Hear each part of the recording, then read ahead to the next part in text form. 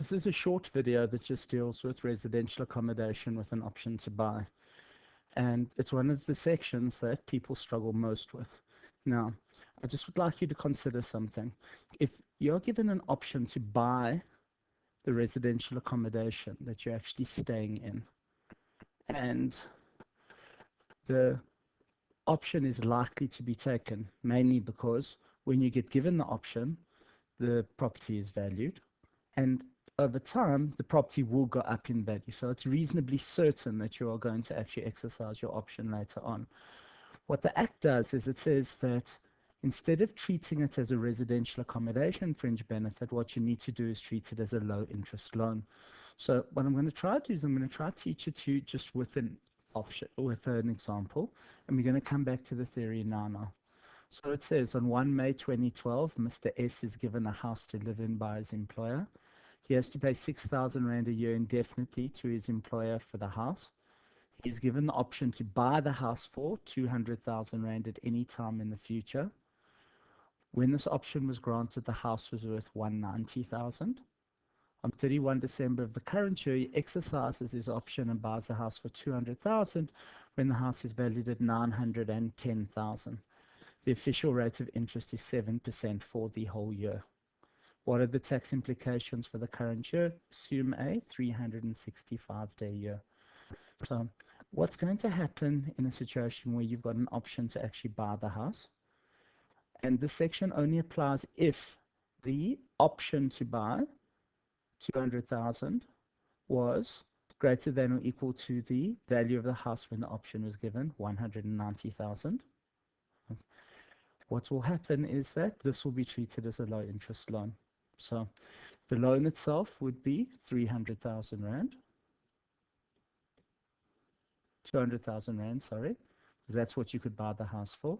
If he's paying 6,000 Rand a year, 500 Rand a month, what interest rate would that be? 6,000 divided by 200,000 gives you 3%. And the official rate of interest is 7%. So he's actually saving on the difference between 7% and 3%. Okay. Now, bearing that in mind, let's go back to the previous page. And let's actually just have a look at what the law says. It says where residential accommodation has been provided to an employee and the employee, their spouse or minor child has a right to buy the property at a fixed price greater than the market value at the date of giving the option, and monthly rent is paid as a fixed percentage of the fixed price agreed. This is not treated as residential accommodation fringe benefit, but as a low interest loan. So let's just have a look at the actual solution to this.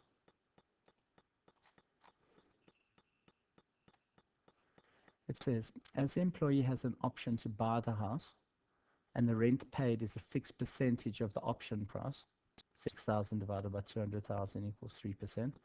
This will not be treated as a residential accommodation fringe benefit. Instead, this will be treated as a low interest loan. What's your taxable fringe benefit? It's the difference between 7% and 3%, times by the loan amount, 200,000. And you could either go times 10 over 12, or you could do times 306 over 365, counting the number of days within a period. That'll give you a low interest loan fringe benefit of 6707. Okay. Just as far as exercising the option is concerned, because the option was given when the property was worth 190,000 and the option was for 200,000, because the option was at a higher price, there is no fringe benefit that is given across now that the property is actually worth more. Why?